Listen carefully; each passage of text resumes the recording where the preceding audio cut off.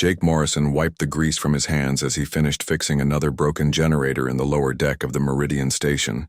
The hum of the machine filled the small room as it came back to life. Around him, tools lay scattered across the metal floor, evidence of another long day spent repairing what others had given up on.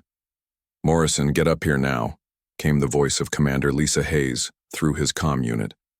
Her tone carried that familiar edge of annoyance. Jake sighed and gathered his tools. Whatever this was about, it probably meant more work and less sleep. The main deck of the Meridian station buzzed with activity. Through the large windows, Jake could see the blue and green planet below them spinning slowly in space. Ships came and went from the station regularly, carrying supplies, prisoners, and information between the human territories and the rest of the galaxy. Jake found Commander Hayes standing with a group of senior officers near the docking bay. They were all looking at something, and from their expressions it was not something good. As Jake approached, he saw what had captured their attention. A small figure sat hunched on the floor against the wall. It was clearly alien, with pale, blue skin that flickered with dim patterns of light. The creature wore torn clothing that might have once been some kind of uniform. Long silver hair hung in tangles around its face, hiding its features. "What is it?" Jake asked, though he immediately regretted the question when he saw the creature's shoulders tense. He should have asked who, not what.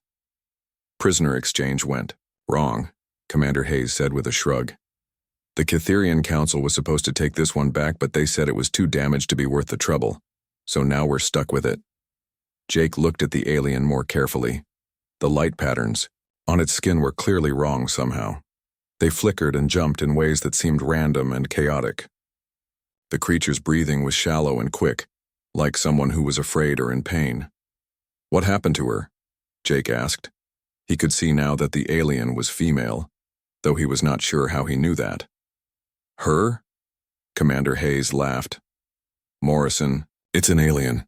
Don't start thinking of it as a person. This thing was captured during some battle months ago. From what the reports say, they tried to get information out of it.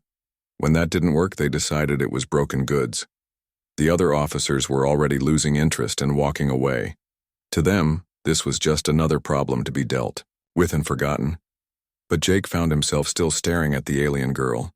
There was something about the way she held herself that reminded him of a wounded animal trying to hide. "So what happens to her now?" he asked. Commander Hayes smiled in a way that Jake did not like. "Well, Morrison, since you seem so concerned, we thought you could take care of it.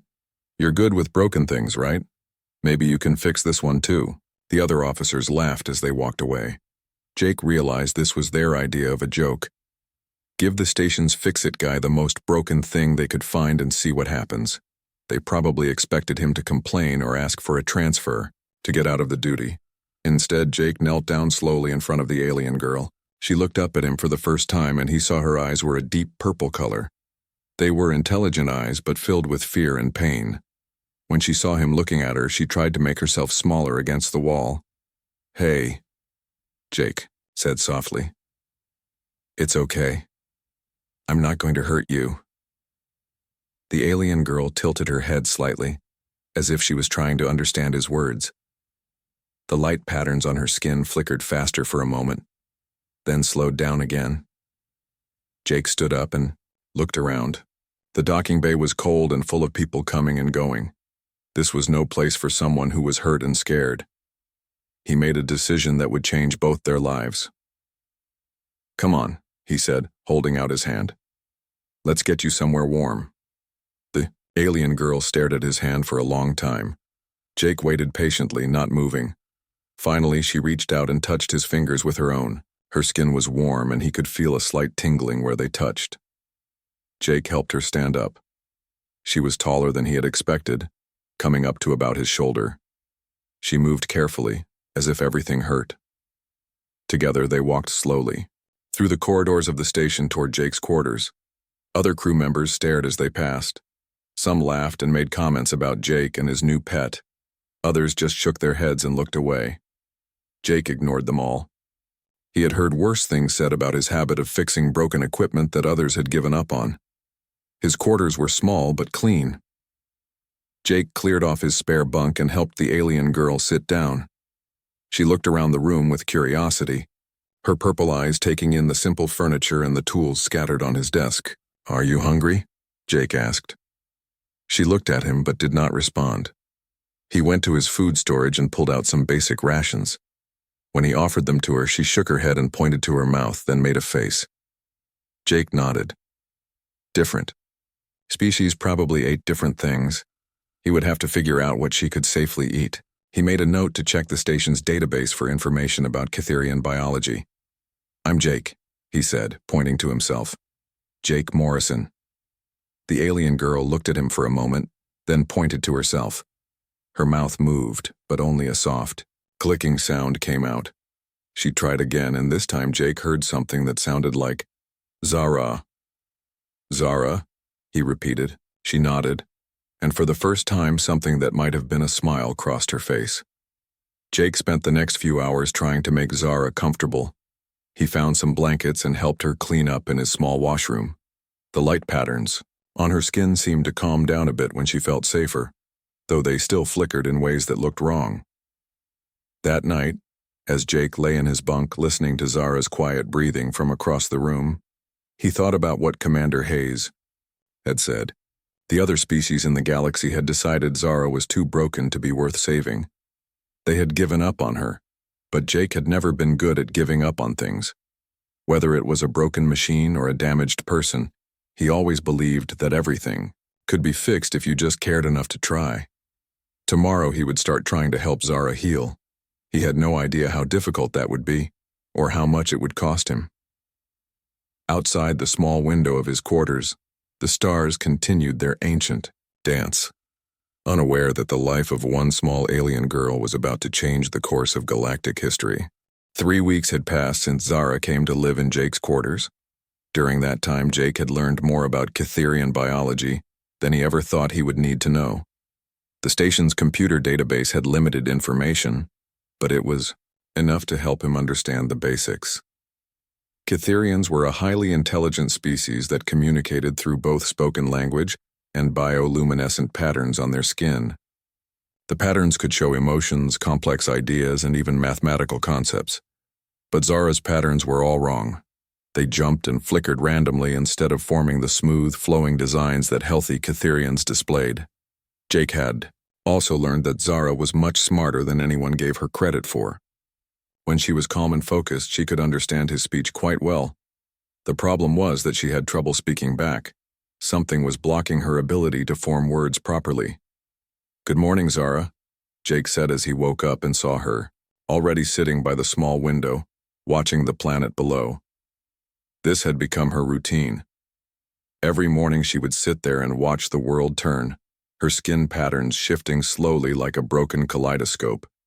She turned and nodded to him. Over the past weeks, they had developed a simple system of communication using gestures, basic words, and the few Catherian phrases Jake had managed to learn from the database. Jake made breakfast for both of them. He had figured out that Zara could eat most of the same foods humans could, though she preferred fruits and vegetables.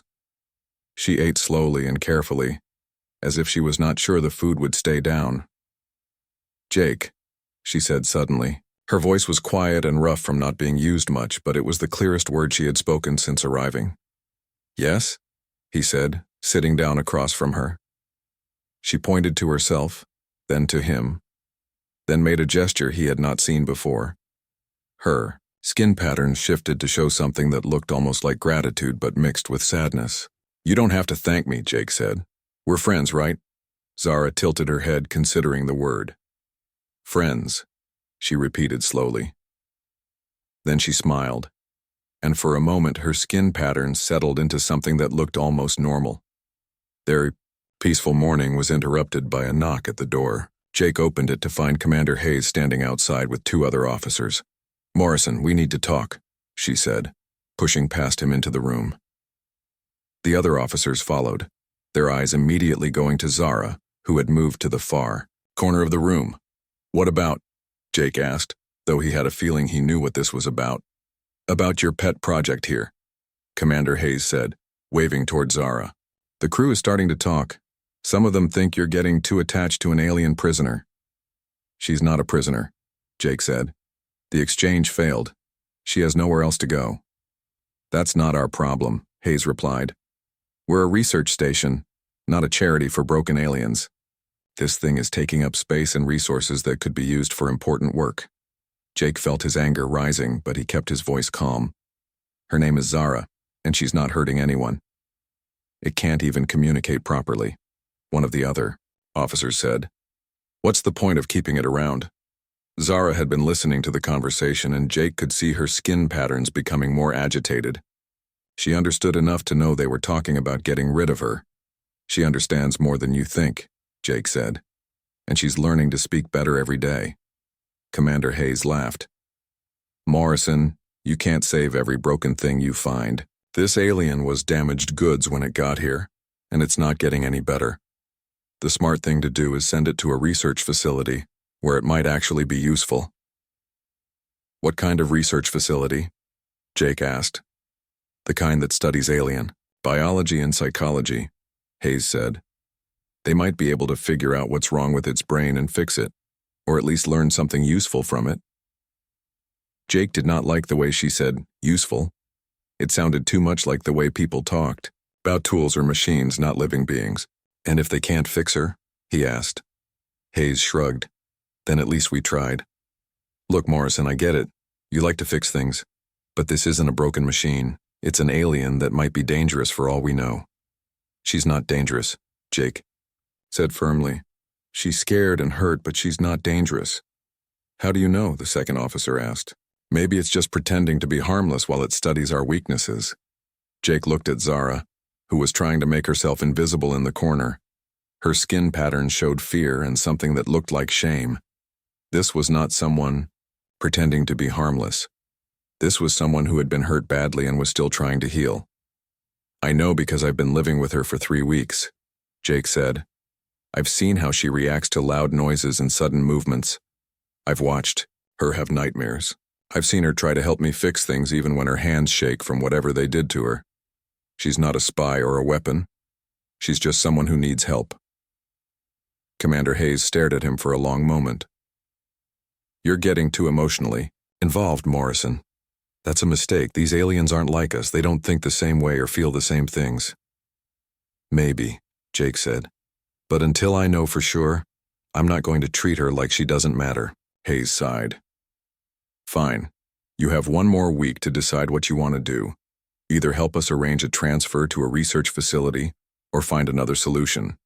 But this situation can't continue indefinitely. After they left, Jake sat down heavily in his chair. Zara came over and sat on the floor next to him. She reached out carefully and touched his hand.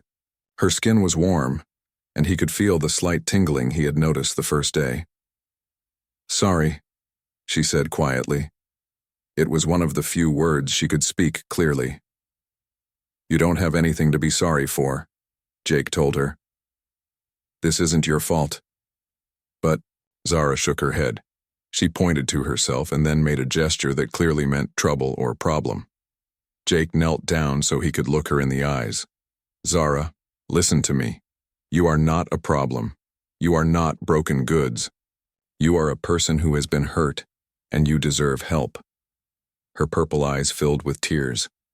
She had never cried in front of him before, and Jake realized that she was finally starting to trust him enough to show her real emotions. That afternoon, Jake spent hours in the station's library, searching for any information he could find about Catherian healing methods or psychology. There had to be a way to help Zara recover from whatever had been done to her. And there had to be a way to do it without sending her to some research facility where she would be treated like a test subject instead of a person. As he worked, Jake made a decision. He was not going to give up on Zara, no matter what Commander Hayes or anyone else said. Every broken thing could be fixed if you just cared enough to try, and Jake had never cared more about fixing anything in his life. Jake had been studying Catherian neural patterns for days when he made the breakthrough. It happened by accident, as many important discoveries do. He was trying to help Zara remember a word in her own language when her skin patterns suddenly formed a perfect complex design that lasted for several seconds before dissolving back into chaos. Zara, did you see that? Jake asked excitedly. Your patterns just formed something beautiful. What were you thinking about? Zara looked confused and touched her arm where the patterns had appeared. I was thinking about... She struggled with the words, her face showing frustration. About stars. About going between stars. Jake pulled up the recording he had been making of her skin patterns. When he played it back in slow motion, he could see that the design was incredibly complex, far more sophisticated than anything he had seen in the database examples of normal Catherian communication. This isn't just language, Jake said to himself. This is something else. Over the next few days, Jake worked with Zara to try to trigger more of these complex patterns. It was not easy. They seemed to happen only when she was remembering something specific from her past. And each time they appeared, Zara seemed to become tired and confused afterward. I was a scholar, Zara told him during one of their sessions. Her speech had been improving as she became more comfortable. I studied old things, old knowledge. What kind of old knowledge? Jake asked. Zara's skin patterns began to shift, and Jake quickly started recording. This time, the pattern that formed was even more complex than before. It looked almost like a map, with flowing lines connecting different points of light. The old paths, Zara whispered. The paths between stars that the ancients used. Jake stared at the recording. He had heard rumors about ancient Catherian technology, but he had always assumed they were just stories. Every species in the galaxy had legends about their ancestors being more advanced than they actually were. But what if this was real? Jake spent the rest of the night researching everything he could find about ancient Catherian history. Most of it was fragmented and incomplete, but there were references to something called the deep roads, hyperspace routes that were supposedly faster and safer than anything currently in use. The next morning, Jake was woken up by his comm unit buzzing urgently. It was Dr. Amy Collins, the station's chief medical officer. Jake, you need to get down to Medical Bay 3 right now, she said, and bring Zara with you. Jake found Dr. Collins waiting for them with a serious expression on her face. She was a kind woman who had always been friendly to Jake, but today she looked worried. Zara, I need to run some scans on you, she said gently. Jake told me about your memory problems, and I want to see if there's anything I can do to help. Zara looked nervous, but she allowed Dr. Collins to lead her to the scanning equipment. Jake watched the monitors as the machines built up a picture of Zara's brain and nervous system. This is incredible, Dr. Collins said after a few minutes. Jake, come look at this. The scan showed Zara's brain in three-dimensional detail, but instead of looking normal, it was filled with tiny mechanical devices that seemed to be attached to her neural pathways. What are those? Jake asked. Neural implants, Dr. Collins said. Very advanced ones, but they've been damaged. See these areas here? The implants are misfiring and sending random signals. That's why her skin patterns are chaotic and why she has trouble speaking. Jake felt sick. Someone put machines in her brain? Dr. Collins nodded grimly. This kind of neural interface technology is way beyond what most species can do. Whoever did this was trying to access her memories directly. When it didn't work the way they wanted, they must have used more and more force until they damaged the implants and her natural brain tissue. Zara had been listening to their conversation, and Jake could see the fear in her eyes. She understood enough to know they were talking about what had been done to her. Can you fix it? Jake asked. Maybe, Dr. Collins said, but it would be incredibly dangerous. One wrong move and I could kill her or leave her in a permanent vegetative state. This is beyond anything I've ever attempted. That evening, Jake sat with Zara in their quarters, both of them quiet and thoughtful. Finally, Zara spoke up. Jake, she said slowly, the things in my head, they were trying to take something important. What kind of important? Jake asked. Zara's skin patterns began to shift again, forming another complex map-like design. But this time, Jake could see that it was different from the others. This one showed not just routes between stars, but something that looked like a key or a code. The deep roads, Zara whispered. The secret paths that my people used long ago. I was studying them when the war started. The enemy wanted to know how to find them. Jake realized what this meant. If Zara's memories contained the locations of ancient hyperspace routes, she was incredibly valuable. That knowledge could change the balance of power in the galaxy. No wonder someone had been willing to torture her for it. But it also meant she was in terrible danger. The next day, Jake's worst fears were confirmed when Commander Hayes called him to her office. "Morrison, I have some good news," she said with a smile that did not reach her eyes. "We've found a solution to your alien problem. The Centauri Research Institute has agreed to take it off our hands." "Centauri Research Institute?" Jake asked. He had heard of them, but only in whispers. They were supposed to study alien technology and biology for the human government. "They specialize in neural research," Hayes continued. "They think they might be able to repair the damage to its brain. Isn't that what you wanted?" Jake felt a chill run down his spine. "What kind of neural research?" "The classified kind," Hayes said. "The point is they can help it better than we can. The transport leaves in 3 days."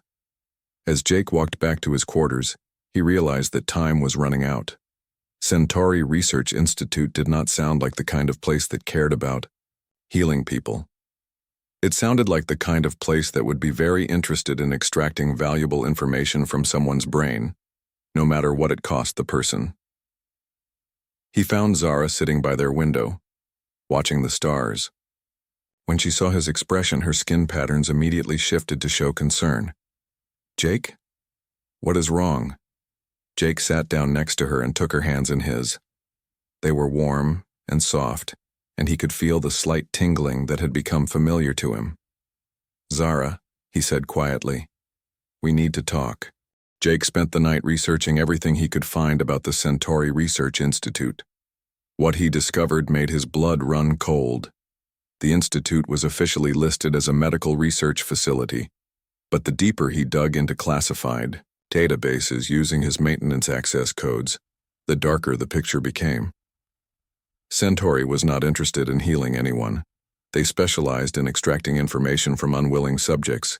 The neural procedures they performed had a survival rate of less than 30%, and even those who survived were usually left as empty shells, their minds destroyed in the process of removing whatever knowledge they possessed. Zara was going to die there. Or worse, she would be left alive but empty, all the intelligence and kindness that made her who she was stripped away forever. Jake looked across the room at Zara, who was sleeping peacefully on her bunk. In the dim light, her skin patterns moved slowly and gently, like waves on a calm ocean. She trusted him completely. She had no idea what was waiting for her in 3 days. The next morning, Jake went to see Dr. Collins in the medical bay. He found her reviewing Zara's brain scans again, her face creased with worry. "Amy," he said quietly, "I need to know the truth about Centauri Research Institute." Dr. Collins looked up at him, and he could see in her eyes that she knew exactly what he was talking about. "Jake, I can't discuss classified facilities," she said, but her voice carried a warning. "I'm not asking you to discuss anything," Jake said. "I'm asking you to tell me as a friend whether sending Zara there is the right thing to do." Dr. Collins was quiet for a long time. Finally, she spoke without looking at him. "If it were my daughter," she said softly, "I would do everything in my power to keep her away from that place." That was all Jake needed to hear. He spent the rest of the day making preparations. He could not go through official channels. Too many people in the command structure were either being paid to look the other way or were actively involved in the plan to send Zara to Centauri. He would have to act on his own. That evening, Jake sat down with Zara and told her everything. He explained about the research institute, about what they would do to her, and about the knowledge she carried in her damaged mind. Zara listened quietly, her skin patterns shifting through emotions Jake was learning to recognize: fear, sadness, and something that might have been resignation. "I understand," she said when he finished. "They want the deep roads. They will take them from my mind and leave nothing. I won't let that happen," Jake said firmly. Zara shook her head. "Jake, you cannot fight the whole station. You cannot fight your own people. I am not worth destroying your life. Yes, you are, Jake said. Every person is worth fighting for. That's what makes us human. Human, Zara repeated, as if the word held special meaning for her. Your people are strange, Jake. Other species, they think with logic. They calculate value and cost. But humans do things that make no sense. Like what? Jake asked. Like caring about one broken alien girl when it brings them nothing but trouble, Zara said with a sad smile. Jake reached out and took her hands. Zara, you're not broken. You're hurt. And there's a difference. Broken things can't be fixed. But hurt people can heal if someone cares enough to help them. That night, Jake put his plan into action. Using his maintenance access, he disabled the surveillance cameras in several key areas of the station. Then he made his way to the communication center and carefully sabotaged the primary communication array. It would look like a random malfunction, but it would prevent the station from calling for help when they discovered what he was doing. The next part was more difficult. Jake had to get himself and Zara aboard one of the small research vessels without being detected. Dr. Collins had agreed to help, though she could lose her career if they were caught. The supply run to Research Station Gamma leaves at 600, she told Jake. I can get you aboard the cargo area of the transport ship, but after that, you're on your own. What about you? Jake asked. Won't they know you helped us? Dr. Collins smiled grimly.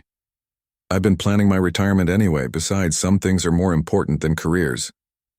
At 0500 hours, Jake and Zara made their way through the maintenance corridors toward the docking bay. Zara was nervous, her skin patterns flickering rapidly. But she stayed close to Jake and followed his lead without question. They reached the cargo area of the transport ship without being detected. Dr. Collins was waiting for them, with medical supplies and enough food for several days. There's a small research vessel at Station Gamma, she told Jake. It's scheduled for a routine survey mission to the outer rim. If you can get aboard it, you might be able to reach the neutral zone. Thank you, Jake said, for everything. Take care of her, Dr. Collins replied, looking at Zara. And take care of yourself. They hid in the cargo hold as the transport ship prepared to leave. Jake could hear the crew going through their pre-flight checks. Soon they would discover that he and Zara were missing from the station. But by then it would be too late. The ship lifted off smoothly, and Jake felt a mixture of relief and terror. They had escaped the immediate danger, but now they were fugitives. Every human facility in this sector would be looking for them within hours. Zara curled up next to him in the cramped cargo space. Her skin patterns had settled into something that looked almost peaceful. Jake, she said quietly, why are you doing this, really? Jake thought about the question. It would have been easy to give her a simple answer about doing the right thing or helping a friend. But the truth was more complicated than that. Because everyone else gave up on you, he said finally. Your own people, the Galactic Council, the humans on the station, they all decided you weren't worth saving. But I've spent my whole life fixing things that other people threw away. I've never met anything or anyone who couldn't be fixed if someone just cared enough to try. And if you are wrong? Zara asked. If I truly am too broken to be fixed? Jake looked at her, seeing not the damaged alien that everyone else saw, but the intelligent, kind person he had come to know over the past months. Then at least you'll know that someone tried, he said. At least you'll know that someone thought you were worth the risk. Zara's eyes filled with tears again, but this time they seemed to be tears of gratitude rather than sadness. Outside the small cargo hold, the stars streamed past as the ship carried them toward an uncertain future. Jake had no idea what would happen next, but he knew one thing for certain. He would not let Zara face whatever came alone. The transport ship arrived at Research Station Gamma 12 hours later. Jake and Zara waited in the cargo hold until the crew finished unloading supplies, then slipped out during the shift change when the docking bay was mostly empty. Research. Station Gamma was smaller than the Meridian, but it had the advantage of being less heavily guarded. Jake used his maintenance credentials to access the station computer and locate the survey vessel Dr. Collins had mentioned. It was called the Pathfinder, and it was scheduled to depart for the outer rim in 6 hours. We need to get aboard that, Ship, Jake told Zara as they hid in an unused storage room. Once we're in hyperspace, we'll have time to figure out our next move. Zara nodded, but Jake could see that she was getting weaker. The stress of running was taking a toll on her already. Damaged system, her skin patterns were becoming more erratic, and she had trouble staying focused for long periods. I can contact my people, she said quietly. If we can reach neutral space, I can send a signal to the Catherian colonies. They will come for me. Are you sure? Jake asked. I thought your own people had given up on you. Zara's expression grew sad. The council gave up on me, but there are others, scientists and scholars like I was. They would not abandon me if they knew I was alive. Jake hoped she was right. They would need allies if they were going to survive what was coming. Getting aboard the Pathfinder proved easier than expected. The ship's crew was small, and Jake's maintenance access allowed him to override the security systems. Within an hour, they were hidden in the ship's cargo bay as it prepared to depart, but their luck ran out just as the Pathfinder was about to enter hyperspace. Alert, alert, came the voice of the ship's captain over the intercom. We have received orders to return to station immediately. All crew report to stations. Jake felt his heart sink. Someone had discovered their escape and tracked them to the Pathfinder. Through the cargo bay's small porthole, he could see other ships approaching from the direction of the Meridian station. Jake, Zara said urgently. Her skin patterns were flashing rapidly, and she looked frightened. They are coming for me. You must leave me here and save yourself. Not happening, Jake said firmly. He was already moving toward the cargo bay's control panel. I didn't come this far just to give up now. Jake managed to access the ship's internal systems through a maintenance port. He could see that the Pathfinder's captain was indeed turning back toward the station, but they had not entered hyperspace yet. There might still be a chance. Zara, I need you to listen to me very carefully, Jake said.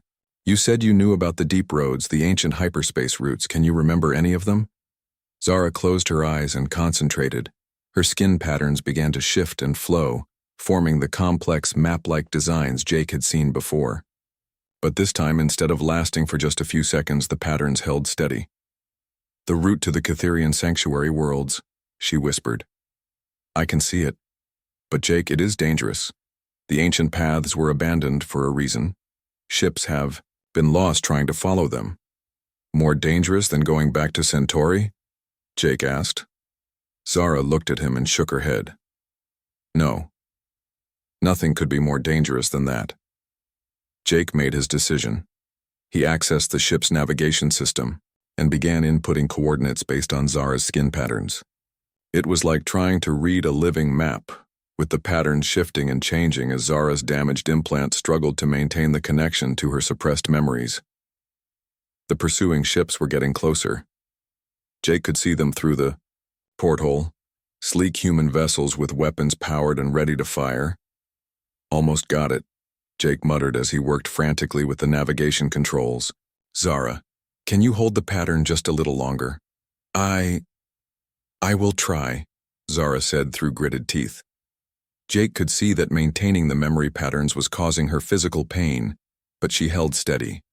Finally, Jake had the coordinates locked in. But there was one more problem.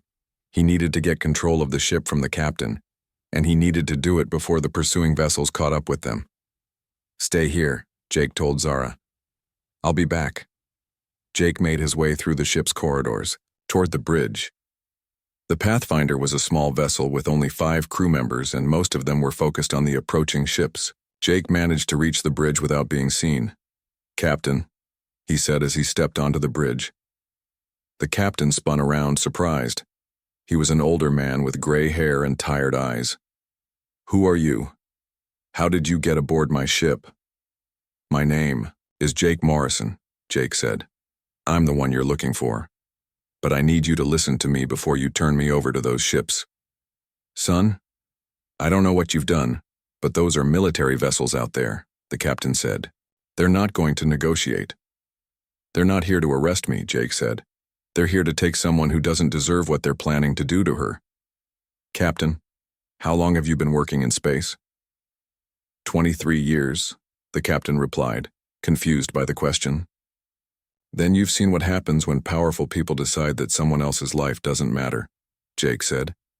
You've seen innocent people get hurt because it was convenient for someone else. The captain looked at Jake for a long moment. What exactly are you asking me to do? Jump to hyperspace, Jake said. Follow the coordinates I've input into your navigation system. Give us a chance to reach neutral space where we can contact people who will actually help instead of exploit. Those coordinates will take us into uncharted space, the captain said, checking his instruments. Some of those routes haven't been used in centuries.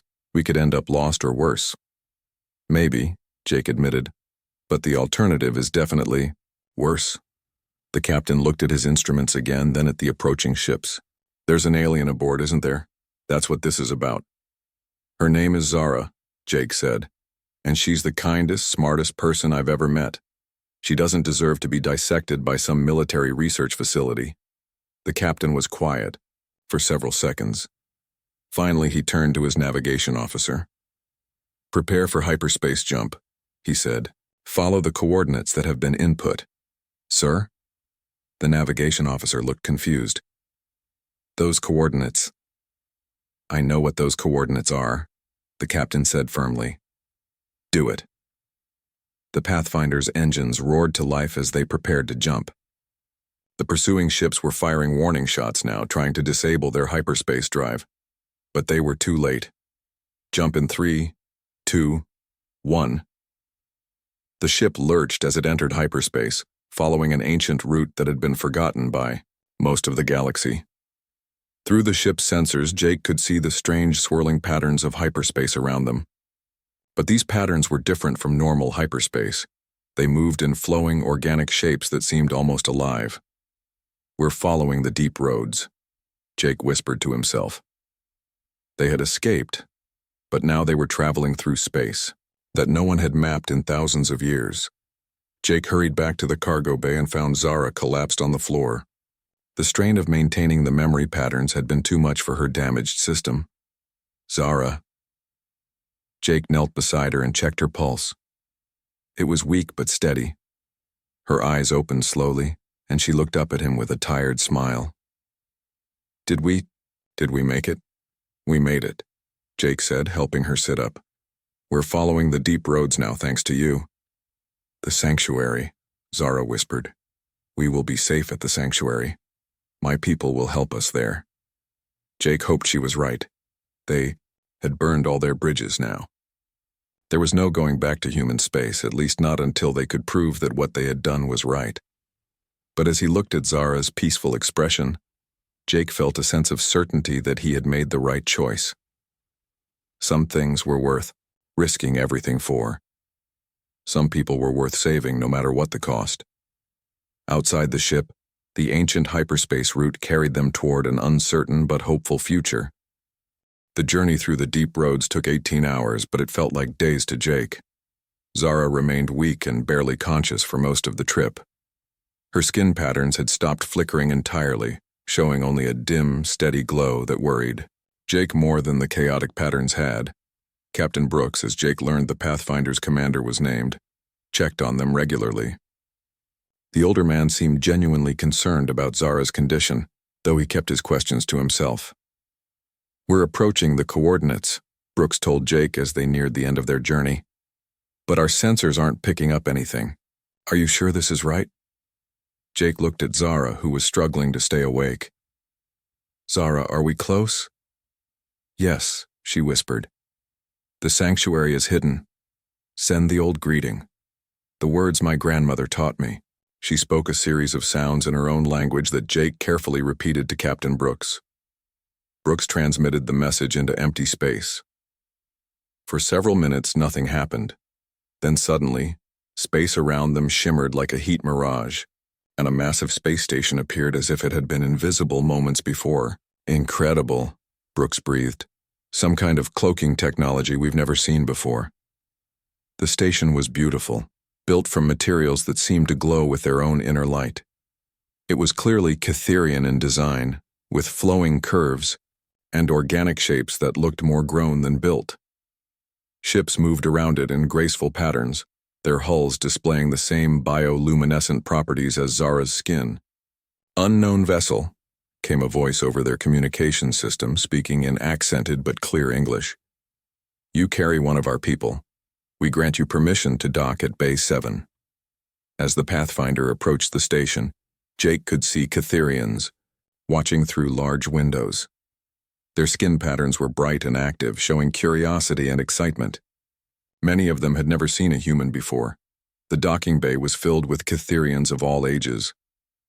When Jake helped Zara off the ship, a collective gasp went through the crowd. Her skin patterns were so dim that she looked almost dead compared to the vibrant displays of the others. An elderly Catherian approached them. Her skin showed patterns of authority mixed with deep concern. "I am Elder Naya," she said. "We were told that Zara of the 7th Archive was dead." "She almost was," Jake said. "Someone tortured her trying to extract information about the deep roads. Her neural implants were damaged." Elder Naya's skin patterns flashed with anger, then settled into determination. "Bring her to the healing chambers. We have methods that no other species possesses." Jake wanted to go with Zara, but the Catherians gently but firmly told him that humans were not allowed in the sacred healing spaces. Instead, he was taken to comfortable quarters to wait. For 3 days, Jake heard nothing about Zara's condition. Captain Brooks and his crew were treated as honored guests, but Jake could tell they were all eager to return to human space. The situation they were in could only get more complicated with time. On the 4th day, Elder Naya came to see Jake. Her skin patterns were bright with joy. "Your friend is healed," she said simply. "The damage to her implants has been repaired, and her natural neural pathways have recovered. She asked to see you." Jake followed Elder Naya through corridors filled with flowing water and living plants.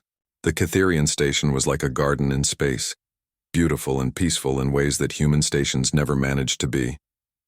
He found Zara in a room filled with soft light and gentle music. She was sitting by a window looking out at the stars, and when she turned to greet him, Jake barely recognized her. Gone was the frightened, broken girl he had rescued from the Meridian station. Zara's skin now displayed complex, beautiful patterns that shifted and flowed like living art. Her purple eyes were bright and alert, and when she smiled, her whole face lit up. "Jake," she said, standing to embrace him. Her voice was clear and strong. "You saved my life." "You saved mine too," Jake replied, holding her tight. "I never knew how important it was to have someone worth fighting for." They talked for hours, catching up on everything that had happened. Zara told him about the healing process and how the Catherian doctors had not only repaired her implants, but had also helped her process the trauma she had experienced. "I remember everything now," she said, "including why the deep roads are so important. Jake, this knowledge could change everything. These routes are not just faster, they're safer and use less energy than conventional hyperspace. Every species in the galaxy could benefit." "What will you do with that knowledge?" Jake asked. Zara's skin patterns shifted to show determination mixed with gratitude. "I will share it freely, not just with the Catherian Council, but with everyone, including humanity." Before Jake could respond, Elder Naya entered the room with several other Catherians. Their skin patterns were serious, but hopeful. "Jake Morrison," Elder Naya said formally. "We have received communications from human space. They demand your return to face charges of treason and theft of military assets." Jake felt his stomach drop. He had known this moment would come.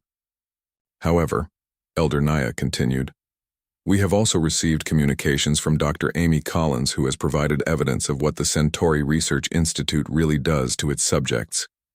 And Captain Brooks has testified about your actions and motivations." "What does that mean?" Jake asked. "It means you have allies among your own people," Elder Naya said, "more than you know. Your action in saving Zara has been reported throughout human space. Many of your people are demanding to know why their government was planning to torture an innocent alien." Zara stepped forward, her skin patterns showing fierce determination. "Elder Naya, I wish to address the Galactic Council formally. I want to testify about what happened to me and offer the Deep Road's knowledge to all species as a gift. That could be dangerous, Elder Naya warned. Many species would prefer to obtain that knowledge through force rather than accept it as a gift.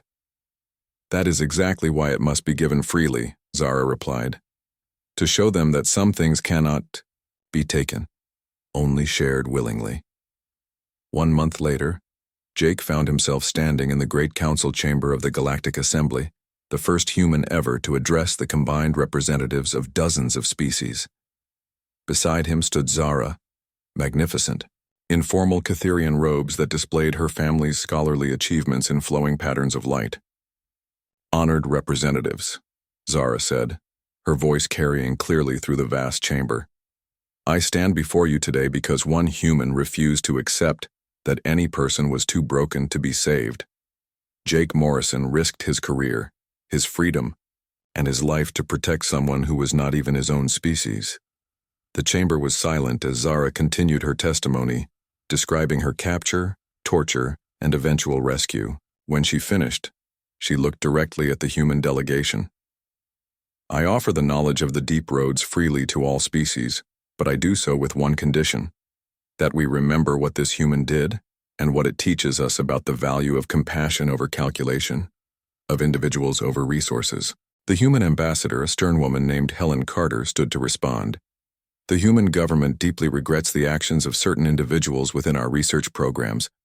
Mr. Morrison's actions, while illegal, were motivated by humanitarian concerns that we now recognize as valid. Jake was officially pardoned of all charges and offered a position in the new interspecies cooperation initiative that was being formed to manage the sharing of the Deep Roads technology.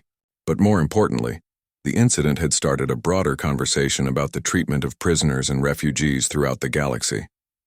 Captain Brooks was promoted and given command of the first human ship equipped with Deep Roads navigation.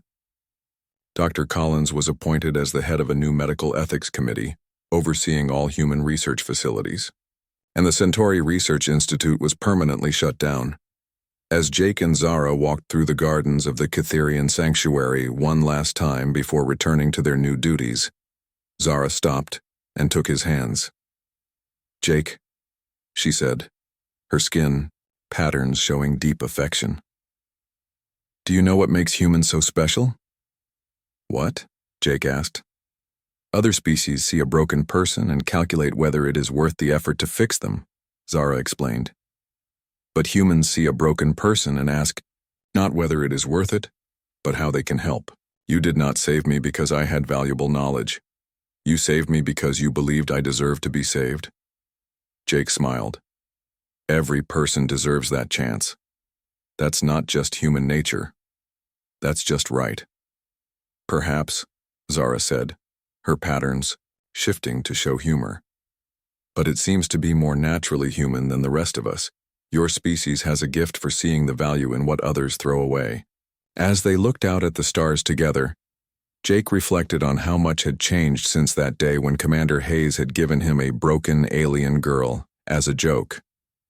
That one act of cruelty had set in motion events that changed the galaxy. But it was not the cruelty that changed things. It was the human response to that cruelty, the refusal to accept that anyone was beyond saving, and the willingness to risk everything to prove that every life had value. That, Jake thought, was what made humanity special in a galaxy full of logical, calculating species. Sometimes the most important thing you could do was refuse to be logical. Sometimes you had to choose compassion over common sense, hope over efficiency, and love over profit.